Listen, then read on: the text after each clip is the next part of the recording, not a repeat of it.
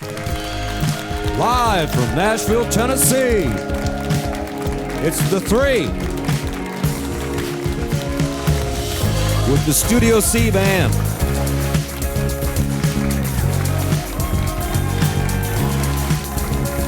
And here's your host, Laura Harris-Smith.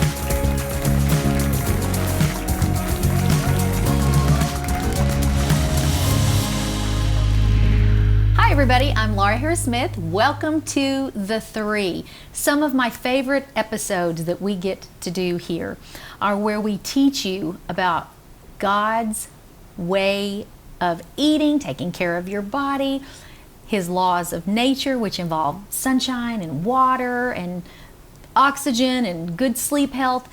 All of these things make up the body, in the body, mind, and spirit message that you hear me just preach consistently. I really feel like the Lord has commissioned me to help you live long and strong, to live out your days. And so my guest today, he is all about that.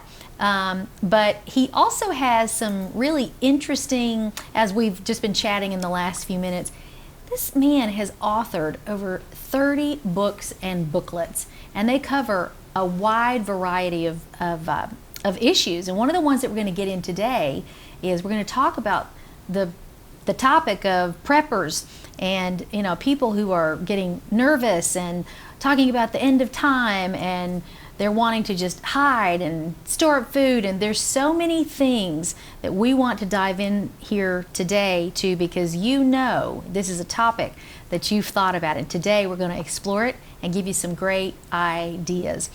But as I introduce you, Pastor Doug Batchelor, you are the pastor in California of Granite Bay Hilltop, is that right, church? Mm-hmm. And it is a Seventh-day Adventist church. So the reason that I mentioned to the viewer that we're going to get into a little bit of this in terms of how to take care of the body, I do want to spend a minute on that, because you're a vegetarian, vegan even for the last 8 years. I am absolutely in love with the SDA churches, their position on that is a part of who God has called us to be, is to take care of the temple of the Lord. And so you live that. I didn't even know that when I first came across your work. But just talk to us for just a moment about that, just healthy living. Well, it's one of my favorite subjects. I didn't grow up a Seventh-day Adventist or a Christian. I was an atheist. But at one point in my life, I actually had a meat business. And so I was eating just the very best cuts of meat 3 times a day, and I learned some things, and I wasn't feeling very good. I was a comparatively young man. And started turning more towards vegetarianism and just felt a lot better. And so it wasn't for religious reasons. I started out just because I saw the health benefits, and I had learned some other things. And so 40 years now, I think I've been a vegetarian. Wow. And like I said, 8 years a vegan. And don't get me started, because I'll preach to everybody. We weren't even going to go there, were we? So I always said when I get to heaven, of course, I want to see Jesus.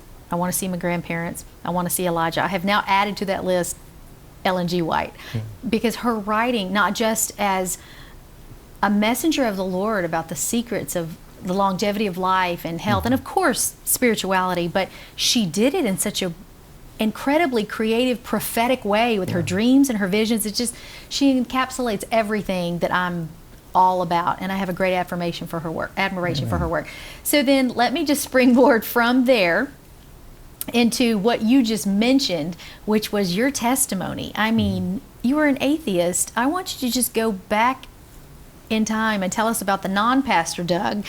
Well, I became a Christian at about 17, so a lot of what happened, it was very intense before that. But my mother was Jewish, but you can be Jewish and be an atheist. And be an atheist, that's right. So my mom was agnostic or atheist, and my dad was pretty much the same. He had been raised Baptist, but during World War II, he was a pilot. Saw the death and suffering, thought, how can there be a God, Sure. So I grew up, I went to 14 different schools in 9 years. Goodness. But 2 military schools. I went to a military school, same one as Donald Trump actually in New York, New York Military Academy. Catholic schools, Jewish schools, a school that was an atheist school that taught atheism. It was on a boat. Okay. Yeah, anyway. Wow. It's a ship for, it was kind of an elite school on a boat that sails around the world, but they teach atheism. And so, I was so confused. And by 17, I'd kind of gone through the hippie drug thing. I ran away from home, ended up in the hills. I'm looking for, is there a purpose to life? God through hallucinogenics or Buddhism and meditation. And I moved into a cave. At this point, I'm looking for God through nature. Wow. And I lived in this cave up in the hills above Palm Springs for a year and a half. And the miracle is that someone had left a Bible in the cave. And my mother always told me, the Jews, You're kidding. Wow. We thought Christians are the problem with the world, So I thought, I'm going to read it so I can argue with, we call them Jesus freaks. Sure. And this is during the same time, like Greg Laurie was coming in Southern California, same kind of experience where we had this Jesus movement, they called it. So I started reading the Bible, and the short version is, by the time I got through the New Testament, I just started out thinking the thing was a bunch of fables. And when I got done with the teachings of Jesus, I finally got on my knees. And that's amazing. Been a Christian ever since. Parents still thought it was a fad, so it's 40 years later. So you have had, in the course of that time, what's the time span from you're an atheist to become a pastor? How many years are we talking about? Between accepting Christ and becoming a pastor, probably 10 years went by. I sold firewood, I did construction and mechanic work, and then I went back to school because I dropped out.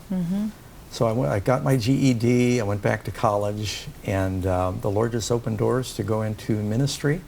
And then got involved in pastoring and public evangelism, one of my favorite things, and just bringing people to Christ. I think it's good for evangelists to also pastor a church because you don't just keep preaching the same 20 sermons. That is really fascinating. You're right.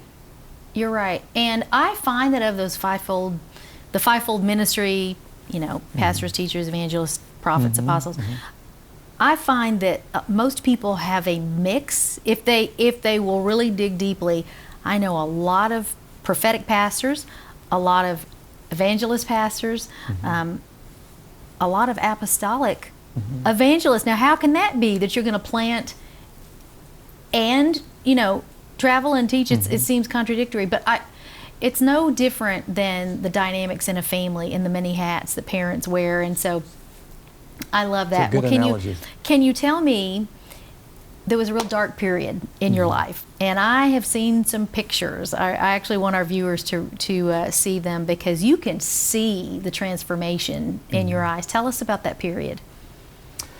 Well, there's been a couple dark periods. Which one are you thinking of? I mean, okay, drugs. You went to a place that Yeah, and just briefly, and we'll tell more after the break. My parents were both married 5 times, so I got bounced around a lot, and then. Mercy. Yeah, my mom, she was in show business, and there's a lot of drugs. Sure. And I started doing pot with my mom at 13 and hashish, and my dad drank a lot. They divorced when I was 3, so I went back and forth between New York City and Miami.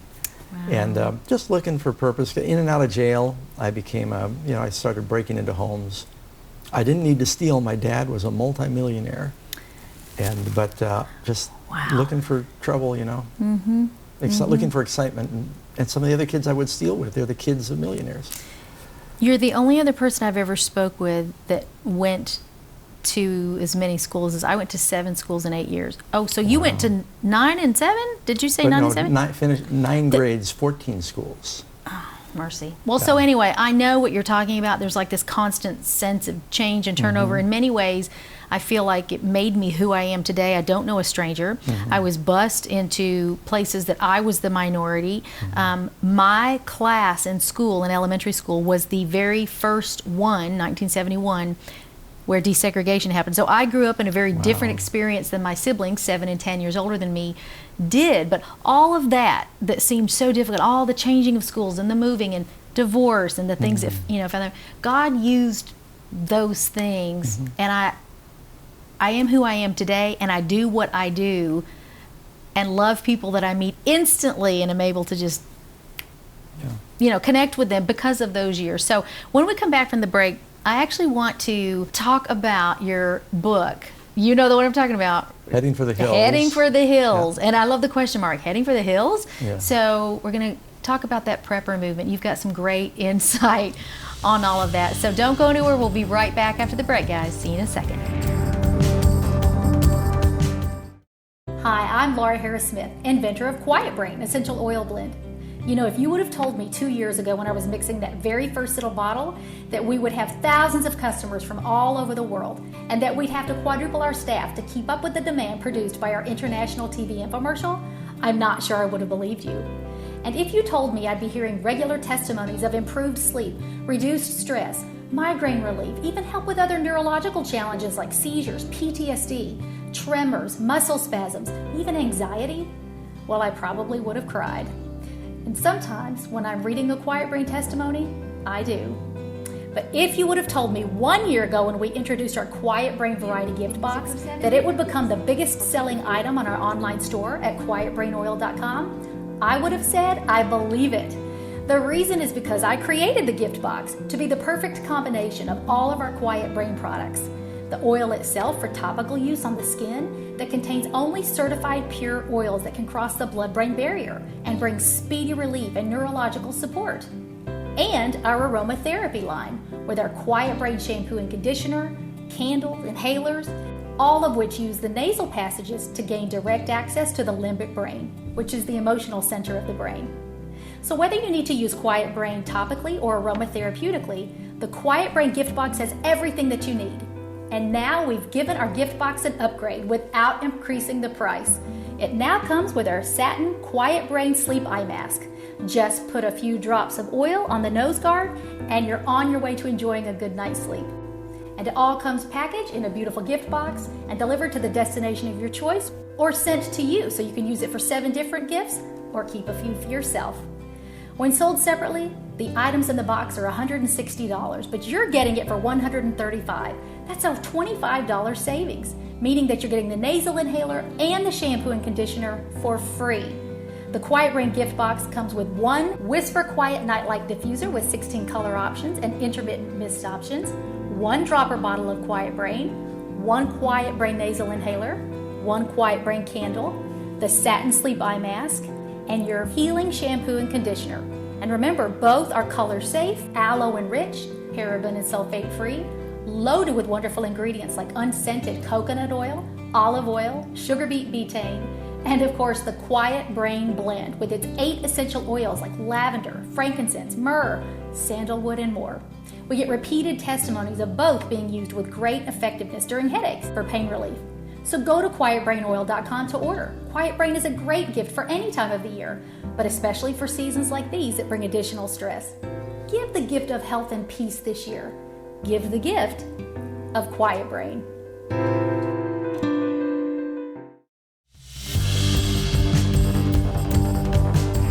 Hey guys, I want to ask you a question. Have you ever wondered about the last days? Have you ever wondered about how you are going to respond to changes in culture, government, and even just the tiniest of things like being prepared should we have such cultural shifts that even getting food becomes an issue? Yes, you have. I don't know of anyone who has not thought about this. However, you can talk to 6 people and get totally different takes on this. Pastor Doug, I have friends who are on the extreme of store up food, get a bunker, start now. They are literally liquidating and storing up and beginning to withdraw from society to large, pieces of land. And then I have others who they believe we are supposed to stay in the world, influence the world, don't get prepared at all. I mean, won't be able to buy or sell without the mark of the beast. Be the Lord's servant, be his ambassador, que sera, sera, and everything in between. I want you to tell us about your book, Heading for the Hills, and where you stand on this, because I love your take on everything. I need to give you a little background. Okay.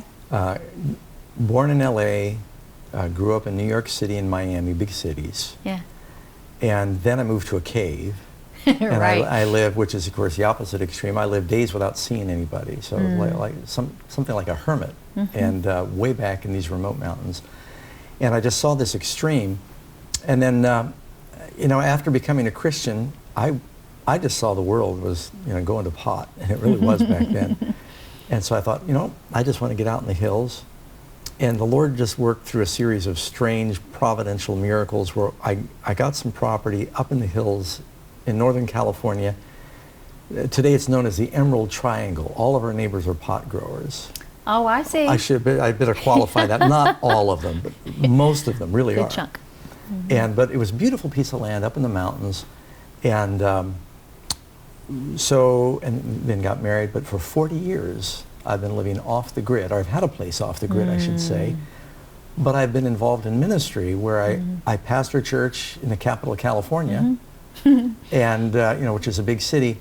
And so I've just seen the two extremes. And then when 1999 came, and they talked about Y2K, and which was the mother of all false alarms, I just saw some people selling everything. They said the world's ending. Save yourself. It wasn't save anyone else. Save yourself. That's interesting. That's right. And they got, you know, buckets of garbanzo beans, and they, or sometimes they armed themselves to the teeth. Right. Barrels of water. And yeah, go out in the hills and try and live off the grid. They burnt their credit cards, and you know, they're going to be watching us. And Oh my goodness. and you know, then a few years later, when they realized, hey, we're just, you know, we're living up here, nothing's happening. We're not Still reaching here. anybody. We're not doing any evangelism. Then they kind of come out. Others, they sold everything to get their piece of land, and then they went bankrupt because they had no income. They thought, well, the world hasn't ended and I'm running out of money. And so I just saw a lot of people make some unfortunate decisions, and I think there's a balance. There are definite benefits to living in the country. If you've got young children, if you can live outside a city where you can have a more rural environment, you don't have to be off the grid. Right.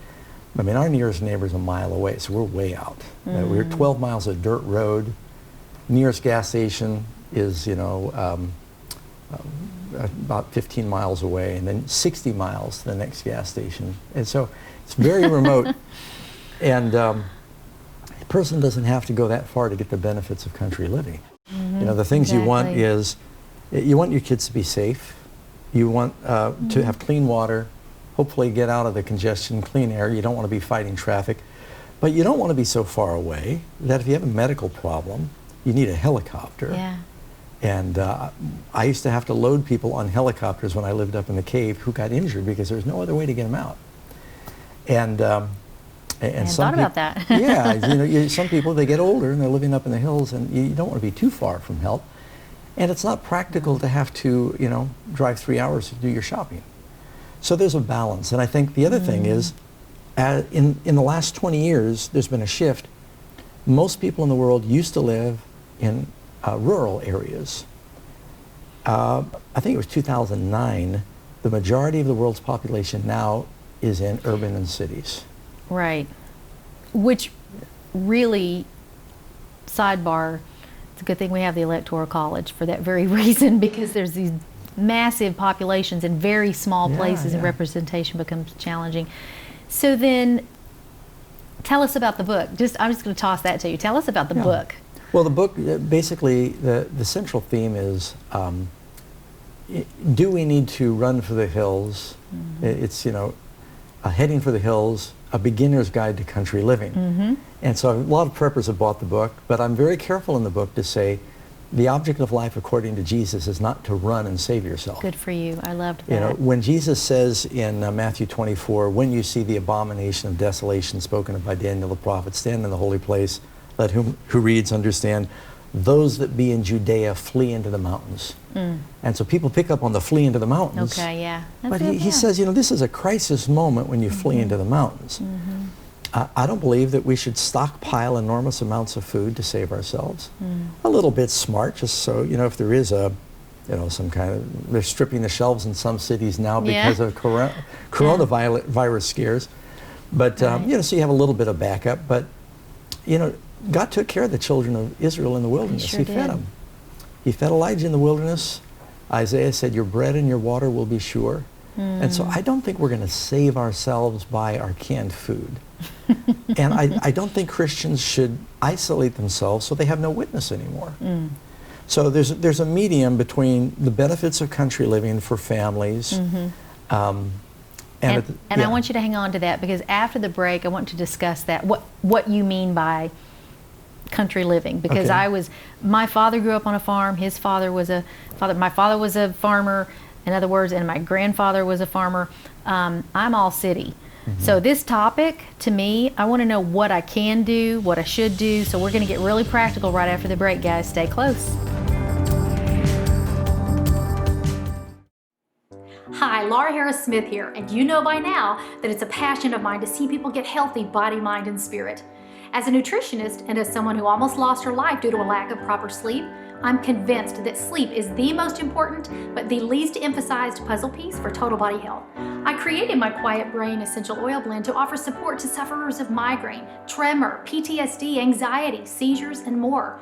But one of the most frequent testimonies we get from all over the world is that it helps with insomnia. People are sleeping better with Quiet Brain.